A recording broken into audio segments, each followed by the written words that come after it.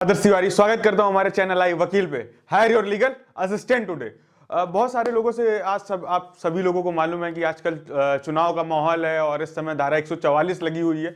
आज सुबह ही मैं एक जगह से निकल रहा था तो वहाँ बहुत सारे लोग सुबह आग सेक रहे थे, तो एक दादा थे, उन्होंने बोला 144 लगी हुई है। तो उन्होंने बोला 144 होती क्या है। 3-4-5 लोग बैठे थे, मैं गुजर रहा था, मुझे लगा बड़ी इंटरेस्टिंग चीज है, देखता हूँ कितने लोगों को पता है। वहां गया तो कुछ लड़के भी थे, कुछ जवान भी थे, कई सारे लोग थे, सभी लोग चाय पी रहे थे। तो देखा, मैंने पूछा, मैंने कहा चाचा ये होती क्या 144। उन्होंने बोला बच्चा पता नहीं, लेकिन लगी तो है 144। हमने कहा ये आप 8 लोग झुंड बना के बैठे हुए हैं, 140 का उल्लंघन कर रहे हैं, 144 का उल्लंघन कर रहे हैं आप सारे लोग। उन्होंने बोला अच्छा ऐसा है क्या। मैंने कहा पुलिस उठा ले जाएगी आपको। बोले डरा रहे हो। तो मैंने कहा आज मैं आपको बताऊंगा कि धारा 144 क्या होती है और प्रॉपरली ये कौन लगाता है, कैसे लगता है, इसके बारे में बस थोड़ा सा डिस्कशन करेंगे हम। सिर्फ और सिर्फ 2 मिनट लूंगा मैं आपके, जिसमें आपको बताऊंगा कि धारा 144 होती क्या है।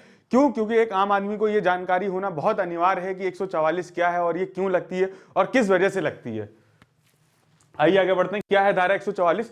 सीआरपीसी की धारा 144 शांति कायम करने या किसी आपात स्थिति से बचने के लिए लगाई जाती है। किसी तरह की सुरक्षा, स्वास्थ्य संबंधी खतरे या दंगे की आशंका हो, धारा 144 जहां लगती है उस इलाके में 5 या उससे ज्यादा आदमी एक साथ जमा नहीं हो सकते। जैसे कि मैंने आपको बताया था वो स्टोरी के बारे में, 8 लोग बैठ करके आग सेक रहे थे और बोल रहे थे 144 लगी हुई है। मैंने उन्हें समझाया और उसके बाद वहां पर भीड़ जो है वो धीमे धीमे छट गई। तो होता क्या है कि जैसे मान लीजिए कि जब कोविड था, कोविड के काल में भी धारा 144 लगी हुई थी। जब भी कुछ भी ऐसी सिचुएशन क्रिएट होती है जहां पर सांप्रदायिक दंगे होते हैं, कहीं हिंदू और मुसलमान के बीच में लड़ाई हो जाती है, कहीं कुछ ऐसी सांप्रदायिकता जो दंगे फैलाती है, जो अशांति क्रिएट करती है, माहौल खराब करती है समाज का, तो उस स्थिति में 144 जो है वो धारा लगाई जाती है। सेकंड, अब हम बात करते हैं धारा 144 कब लगाई जाती है। धारा लागू करने के लिए इलाके के जिला अधिकारी द्वारा एक नोटिफिकेशन जारी किया जाता है। धारा 144 लागू होने के बाद इंटरनेट सेवाओं को भी आम पहुंच से ठप किया जा सकता है, या धारा लागू होने के बाद उस इलाके में हथियारों के ले जाने पर भी पाबंदी होती है। अब देखिए इसमें जिला अधिकारी लिखा हुआ है, जिला अधिकारी का मतलब डीएम होता है, और ये जो धारा 144 है ये डीएम, एसडीएम, नायब और नायब तहसीलदार, ये 4 के चारों लोग मौके पे अगर कोई चीज प्रॉब्लम क्रिएट करती है तो वहां पर वो धारा 144 को लगा सकते हैं। और आवश्यकता पड़ने पर अगर दंगे या सांप्रदायिकता बहुत ज्यादा बढ़ गई है तो इंटरनेट सेवाओं का भी इस्तेमाल जो है वो कम कर सकते हैं और आम लोगों की पहुंच से दूर रख सकते हैं। अब हम बात करते हैं कब तक लग सकती है धारा 144। एक बहुत बड़ी बात है कि मतलब 144 लग तो गई है, लेकिन कब तक लगी रहेगी। कब ये दंगे अगर शांत हो जाते हैं तो क्या ये जो 144 लगी हुई धारा क्या ये बंद हो जाएगी? जी हां, अगर ऐसी सिचुएशन क्रिएट होती है जहां दंगे हो रहे हैं और उसके बाद वहां पर दंगे शांत हो जाते हैं तो कुछ वक्त के बाद माहौल का जायजा लेने के बाद धारा 144 हटाई भी जा सकती है। धारा 144 को 2 महीने से ज्यादा समय तक नहीं लगाया जा सकता। बहुत याद रखिएगा, धारा 144 जो है वो 2 महीने से ज्यादा समय तक नहीं लगाया जा सकता।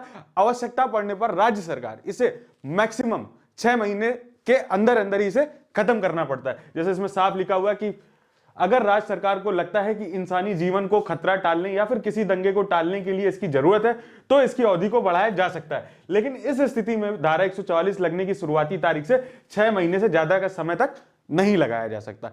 यानी कि जो शुरुआती तारीख है 6 महीने के अंदर ही आपको ये धारा 144 जो है वो हटानी पड़ेगी।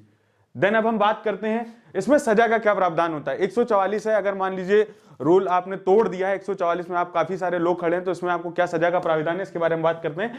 गैर कानूनी तरीके से जमा होने वाले किसी भी व्यक्ति के खिलाफ दंगे में शामिल होने के लिए मामला दर्ज किया जा सकता है। इसके लिए अधिकतम 3 साल तक की कैद हो सकती है और इस पे आपके खिलाफ एफआईआर भी हो सकती है। तो इसमें मैं सिर्फ आपको ये सजा का प्राविधान सिर्फ और सिर्फ इसलिए बता रहा हूं क्योंकि अगर आपके शहर में, आपके राज्य में अगर 144 लगी हुई है तो मेरा आप सभी लोगों से निवेदन है कि आप उस राज्य की धारा 144 का पूर्णतः पालन करें और एक भारत के नागरिक होने की भूमिका निभाएं, क्योंकि आप और हमसे मिलकर ही समाज बनता है। और अगर हम और आप ही कानून का पालन नहीं करेंगे तो फिर ये कानून का पालन कौन करेगा। अगर आप कानून का पालन करते रहेंगे तो आपको आने वाली प्रॉब्लम से सरकार हमारी बचाती रहेगी, हमारे जितने पुलिस ऑफिसर्स हैं वो भी आपको बचाते रहेंगे। Thank you so much everyone. उम्मीद करता हूं आपको आज समझ में आया होगा कि धारा 144 है क्या, ये क्यों लगती है और कौन लगाता है और कैसे इसका यूज होता है और कब कब इसे इस्तेमाल किया जाता है। आप प्लीज मेरे अगर आपको कोई और भी जानकारी चाहिए हो किसी और क्वेश्चन के बारे में, कोई जो लॉ से रिलेटेड है, अगर आपको कुछ भी पूछना हो तो आप हमारे इस चैनल पे आ सकते हैं। अगर आपको कोई कंपनी रजिस्टर करानी है, कुछ भी काम कराना है तो आप हमसे कॉन्टैक्ट कर सकते हैं। Thank you so much everyone, thank you so much.